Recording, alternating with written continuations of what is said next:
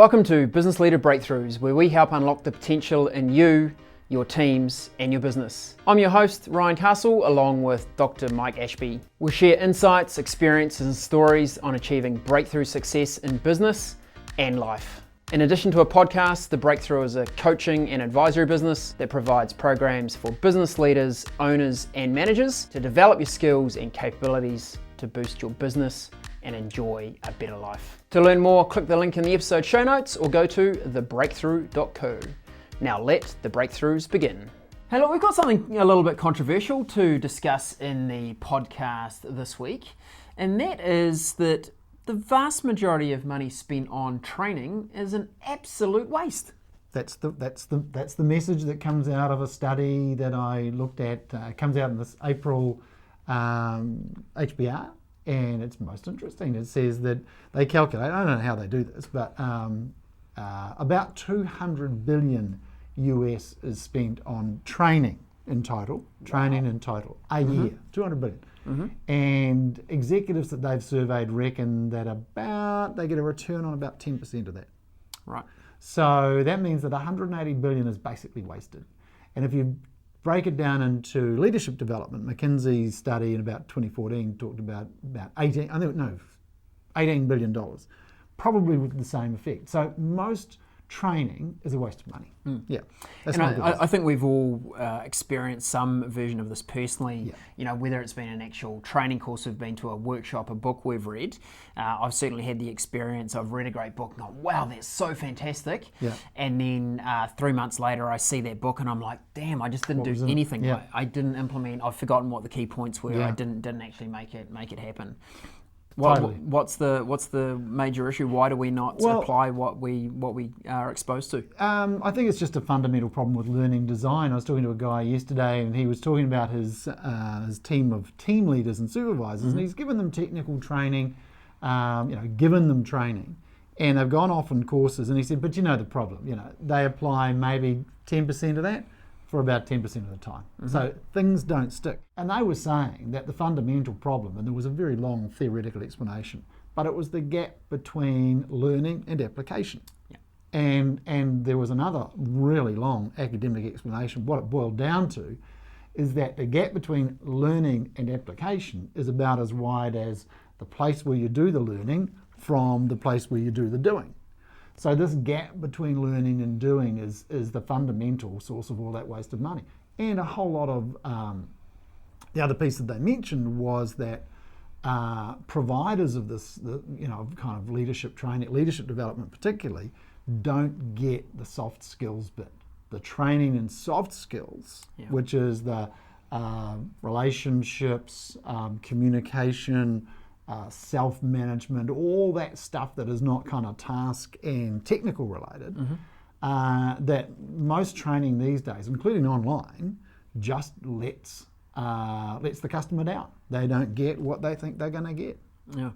So in terms of a model, is when people are looking at training, should they be considering a way a certain learning model works?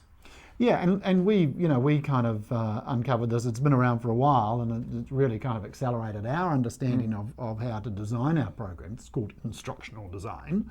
And it was kind of transformed when we saw this piece, which was 10% of learning effectiveness comes from content, 20%, so that's the classroom, 20% comes from experiencing it, exposing it, socializing it, and then 70% is on the job. Mm-hmm. And that's the practice. And it kind of stands to reason. Whereas the classroom stuff tends to be the other way around. The assumption is that 90% of the learning effectiveness actually happens in the classroom. Just doesn't. So, when you're thinking about training, you should look at that balance between, well, how much is content, how much is kind of exposed to groups. One of the other interesting things they found is that actually most learning, even at university, is not classroom-based. It is, in fact, like at Harvard, 60% of the learning actually comes from hanging out with other smart students. Absolutely. Not from the books and mm-hmm. not from the classroom.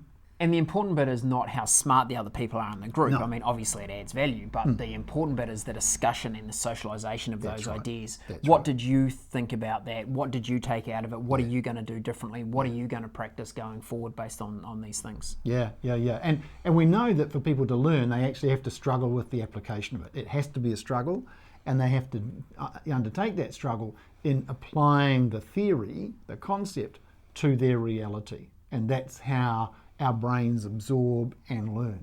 So that's a fundamental piece. If you're thinking about doing any training, what is the balance between the classroom and the application? Because that's where you're going to lose the money. And is there a time frame that we should be pursuing between the learning and the doing?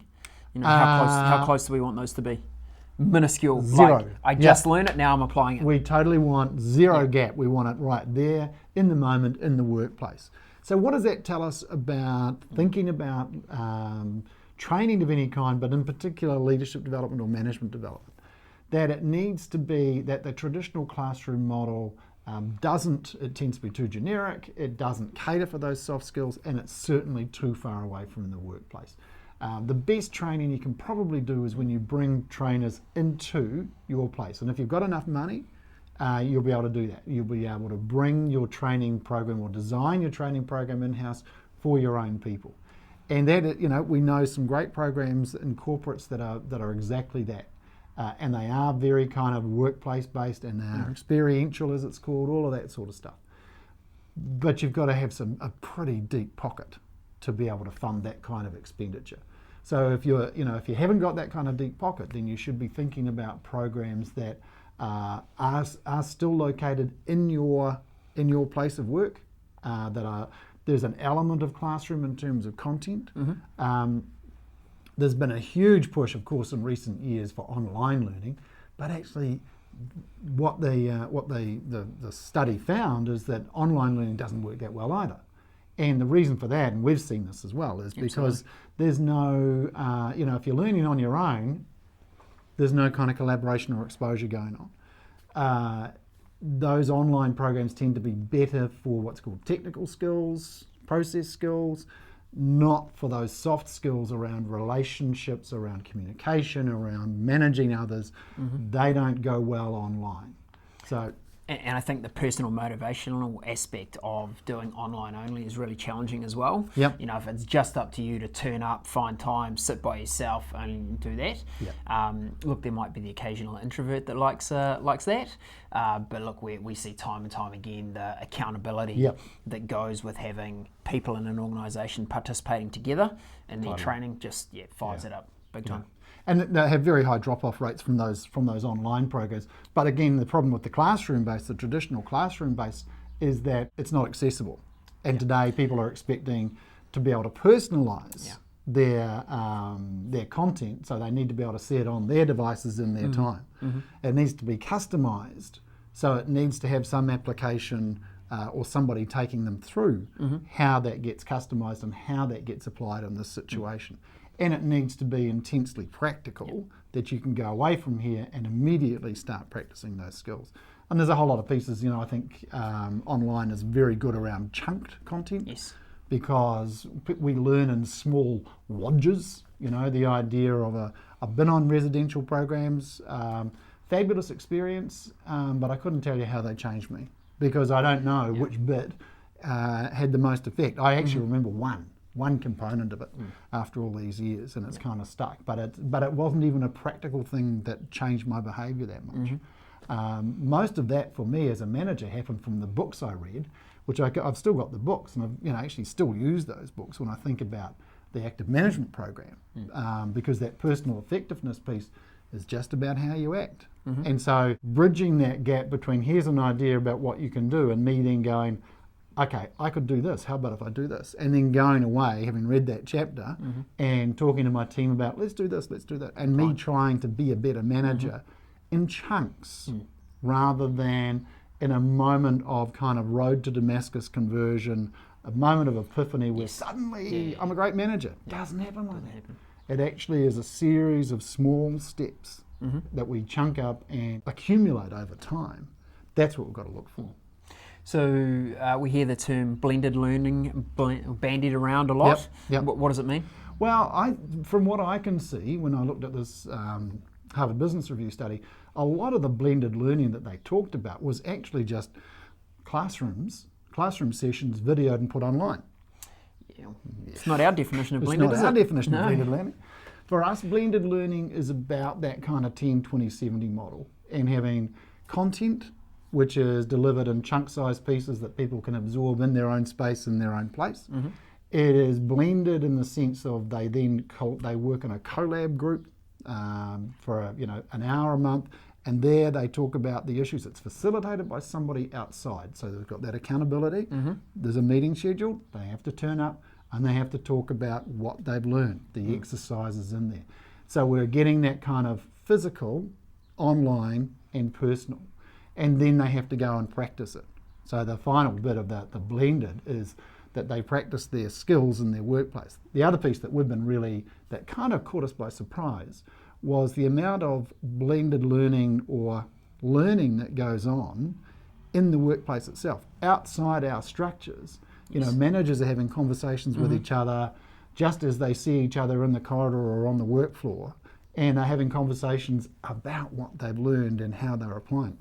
So when we talk about the gap between where we're learning and where we're doing is literally that. There's nothing. Nothing. It's immediate.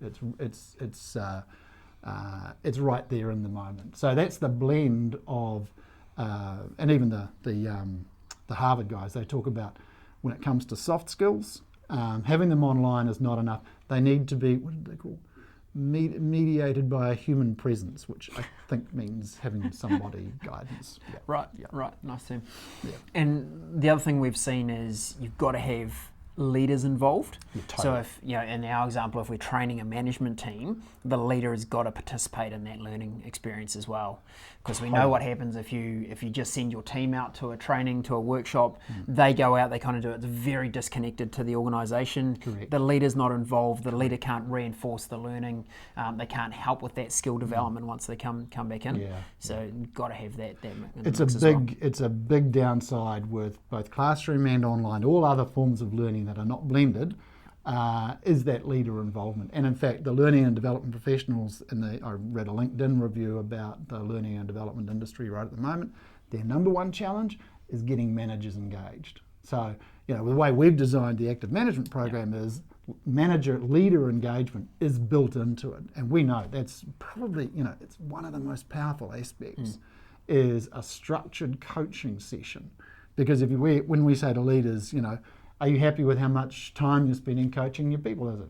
It's never enough. It's never enough. Yeah. So this becomes the platform on which they can conduct that coaching. It's working really well. It's working brilliantly. And one of the big challenges around the coaching piece is often leaders don't know how they should be coaching. So again, giving them a structure around, hey, this is the skill we focused on this month. Yep. This is the template. Here are the core notes for you to go through. Let's now reflect on that and use that as our coaching framework. And again, a marvelous example of blended learning, because there's some content that they're having a conversation about. There's the application in the workplace right there. Again, gap between learning and doing, zero. Yep. Superb. A little personal experience for me on this one. I've talked previously about playing tennis, and it's a passion of mine. And I've got a YouTube coach. Ooh. Yeah. But the point of going, hey, I'm just going to watch a YouTube video of how to hit my backhand better, gives me a few tips, but unless I head down to the court straight away and start practicing and go, I see how the grip change works, I see how I need to rotate my body, I see how I need to follow through, until I actually put it into practice, doesn't do anything, right? Yeah. And then on top of that, then adding a human coach, that flash term. Actually someone that can then watch Personalised guidance. Personalised guidance. Personalised guidance can actually then watch me and go, hey, you think you're doing this, actually what you need to do is this. That's when it starts coming together. It's right in the moment. And start seeing it work. Yep, that's it. Okay. So if you're considering any training in your own organisations, definitely think about that, the knowing doing gap. How far is the gap between when you are learning something, whether it be online, in a workshop or a blended approach, and then how quickly can people get in practice and actually start exercising and learning these skills that they're getting across. Thanks, guys. Really appreciate you joining us today. We do have some links in our show notes if you want more information around how we think about training. Mike has written a great article called The Future of Leadership Development.